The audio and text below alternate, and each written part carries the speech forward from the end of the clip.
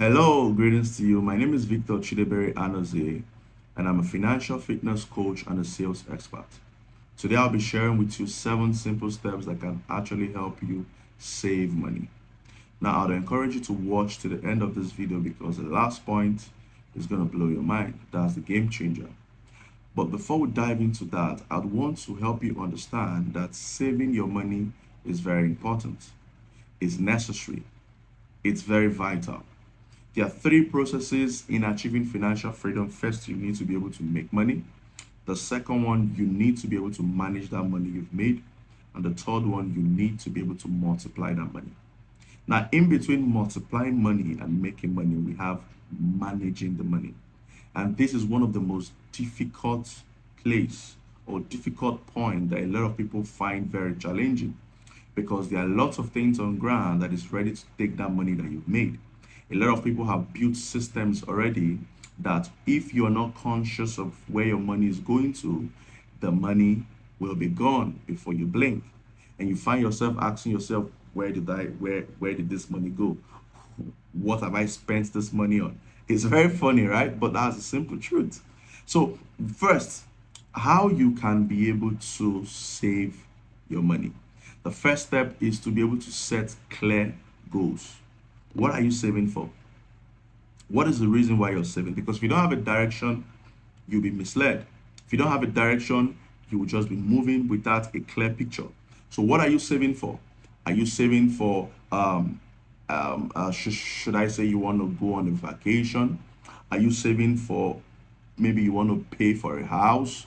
Are you saving to have an emergency fund? You understand? Whereby if something happens to you today, you can be able to survive for a particular period of time, let's say minimum of 6 months, let's say you lose your job without any income coming in. So having a clear goal will be able to motivate you to save because now you know that you are saving towards something. If you just wake up and say you want to save without having a direction, most times it will be very difficult for you to keep up. Now, the next point is create a budget. Now, you need to be able to create a budget because that creating a budget would be able to enable you to save. Now, creating a budget enables you to track where your money is going to.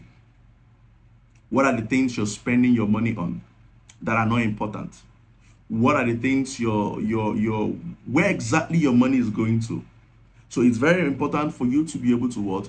Create a budget to know where your money is going to. So you can be able to cut down some things and, allocate the money from from places that it is going to that are not really, really important and channel it to places that are important so you can have some good amount of money to be able to save. Now, the third point is you need to be able to automate your savings. It's very important. Most times the discipline to be able to save can be very, very challenging.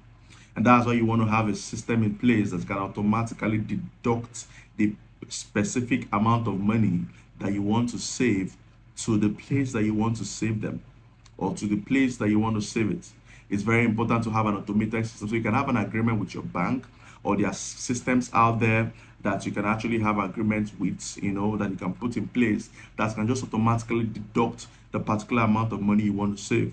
So it depends on how you make your money. You may want to deduct that money on a weekly basis. You may want to deduct that money on a daily basis. You may want to deduct that money on a monthly basis. But automatically, it just moves. That can really help you. You get me? Now, another point is to cut down unnecessary expenses. So let me tell you, it's important for you to know this. There are so many things that you're spending your money on that are not important at all. You need to be able to cut those expenses down. That's point number 4.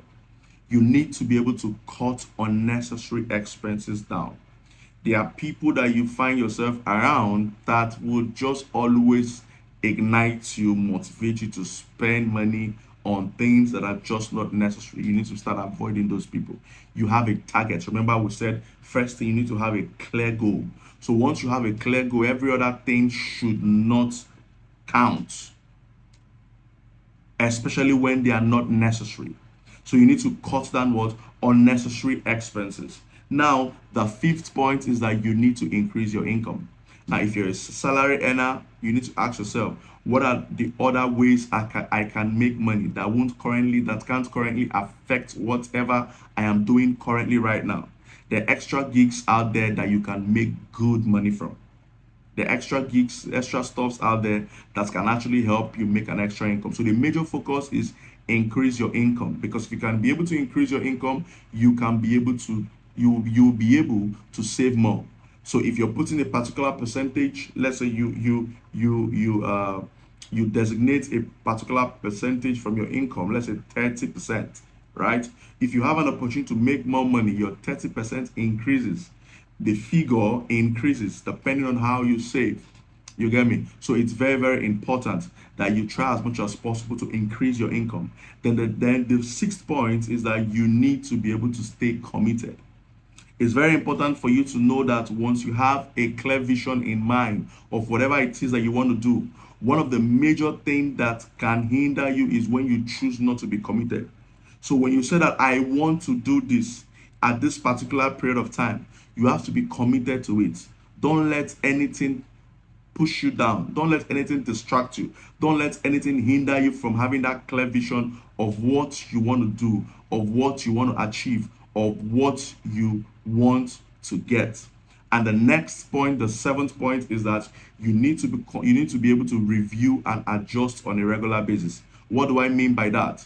Let's say, for example, you've determined that you're going to save 40% of whatever income you're making. You get me? And you find out that, okay, this 40%, the remaining 60%, after you've spent from it, in fact, you have some leftover. So you can say, okay, I want to make it 50% of whatever I'm saving. Or let's say you're saving 50% and you find out that the 50% you have is not able to cover up your basic needs. You understand? Like food, like transportation, like clothing, like if you have kids, to pay their school fees and all that. Then you can say, okay, I want to reduce my percentage of what I'm saving to maybe 40% or 35% or 30%. But you need to be able to sit down and ask yourself, how much will I be able to comfortably save? Now, don't tell yourself that what I'm making currently right now is too small for me to save. No, that is the wrong mentality. No matter what you're currently making today, you can save from it. The major important thing is that you're saving. The major important thing is that you're keeping a particular portion of your income aside with a vision of what you want to achieve. Like I said, it depends on whatever you want to achieve. It's on you to know that for you to be able to achieve financial freedom, you must be disciplined to save the money you make. Thank you very much. Once again, my name is Victor Chidebere Anaze, and I'd want to encourage you to subscribe to our channel, like this video, comment on it, refer your friends to our channels to come and see what we're doing, and try as much as possible to implement what you've learned. Till we see you again, God bless you.